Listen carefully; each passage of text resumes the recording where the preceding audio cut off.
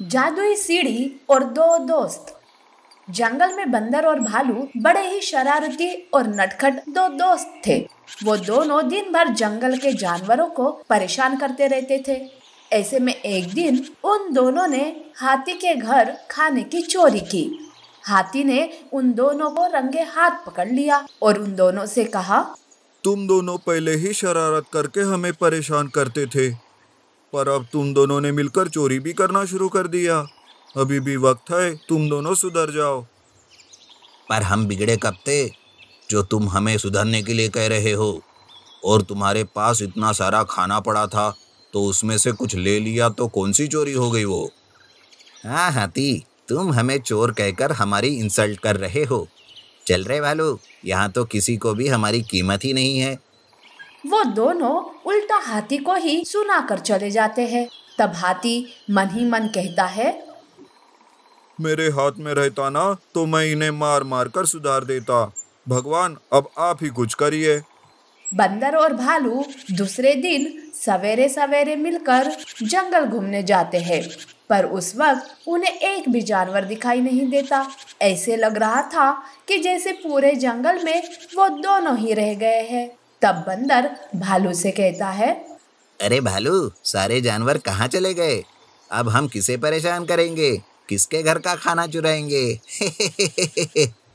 हाँ रे बंदर, मैं भी यही सोच रहा हूँ।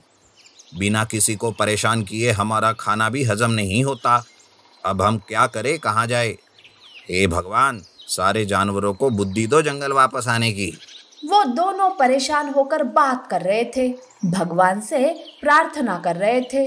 अब दोनों भी जानवरों को ढूंढने निकल पड़े। जंगल में चलते चलते उन्हें एक सीढ़ी दिखाई देती है। उस सीढ़ी को देखकर बंदर भालू से कहता है, अरे भालू, सारे जानवर इस सीढ़ी से चढ़कर तो नहीं गए ना? चलो हम भी चल कर देखते हैं। बंदर और भालू दोनों भी उस सीढ़ी से चढ़कर ऊपर जाते हैं। वहाँ दोनों को एक अलग ही दुनिया मिलती है। उस अलग दुनिया को देखकर भालू कहता है, अरे यार, ये कौन सी दुनिया है? यहाँ भी हमारे जंगल जैसे जानवर नहीं दिखाई दे रहे। वो दोनों उस दुनिया में भटक रहे थे कि तभी वहाँ एक उड़ता हुआ घोड़ा आता है और दोनों को देखकर उनके पास जाकर कहता है, आ गई तुम दोनों। मैं कब से तुम्हारी राह देख रहा था। ये दुनिया तुम जैसे शरारती चोरों को सबक सिखाने के लिए बनी है। अब मैं जैसा कहता हूँ वैसा ही करना। अरे घोड़े भाई, तुम्हें कोई गलत फहमी हुई होगी। हम तो बहुत अच्छे जानवर है। अरे मुझे मत सिखाओ, मुझे सब पता है। अब चलो और काम करो। हाँ, यहाँ किसी के साथ कोई शरारत नहीं, समझे कि नहीं? नहीं तो इस दुनिया में हमेशा हमेशा के लिए फंस कर रहोगे। घोड़े की बातों से वो दोनों डर जाते हैं। घोड़ा उन दोनों को लेकर एक गंदी जगह पर ले जाता है और उस जगह को साफ करने के लिए कहता है। तब भालू कहता है, ठीक, इतनी गंदी और बदबू है यहाँ पर, मैं नहीं करूँगा साफ सफाई यहाँ। अबे चुपचाप काम कर भालू, नहीं तो फंस जाएंगे हमेशा के लिए यहीं पर। बंदर भालू को समझाता है। दोनों मिलकर उस जगह को साफ करने लगते हैं। साफ करते करते वो बहुत थक जाते हैं और खुद गंदे भी हो जाते हैं। उन्हें देखकर उस दुनिया के जानवर उन दोनों का मजाक उड़ाते हैं और उन पर हंसने लगते हैं। इस बात से उन दोनों को बहुत बुरा लगता है। तब भालू बंदर से कहता है, सुन बंदर, आज पता चल रहा है कि किसी का मजाक उड़ाने के बाद उसे कैसा महसूस होता है। अरे काश सारे जानवर मिल जाते तो हम सबसे माफी मांग लेते। उन दोनों को अपने किए पर पछतावा होने लगा था। तभी घोड़ा वहां आता है और कहता है, बहुत अच्छे, अब जाओ और जाकर हम सब के लिए खाना ढूंढ कर लाओ। बंदर और भालू खाना ढूंढने जाते हैं। वो एक रसीले और मीठे फलों के बगीचे में जाते हैं। जितना हो सके उतने वो फल तोड़कर लाते रहते हैं कि रास्ते में उन्हें एक भूखा हाथी मिलता है।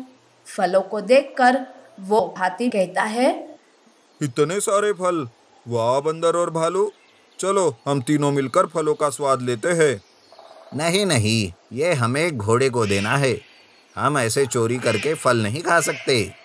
अरे टेंशन मत लो, उस घोड़े को कुछ पता नहीं चलेगा।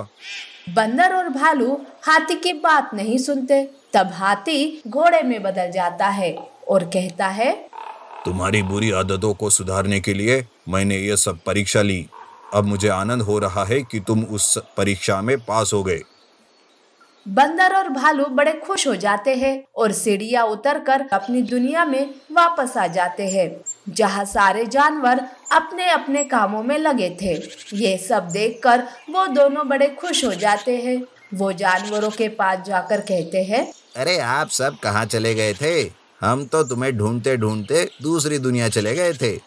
क्या कहा? दूसरी दुनिया? कहीं भांग तो नहीं खाकर आए हो तुम दोनों? वैसे हम तो यहाँ बड़े खुश थे तुम्हें ना पाकर। हमें माफ़ कर दो हाथी भाई, अब हम सुधर गए हैं। आज के बाद हम किसी को परेशान नहीं करेंगे और मिलजुल कर रहेंगे। उस दिन से वो दोनों अपनी शरारतें छोड़कर सबके साथ अच्छे से बर्ताव करने लगते हैं।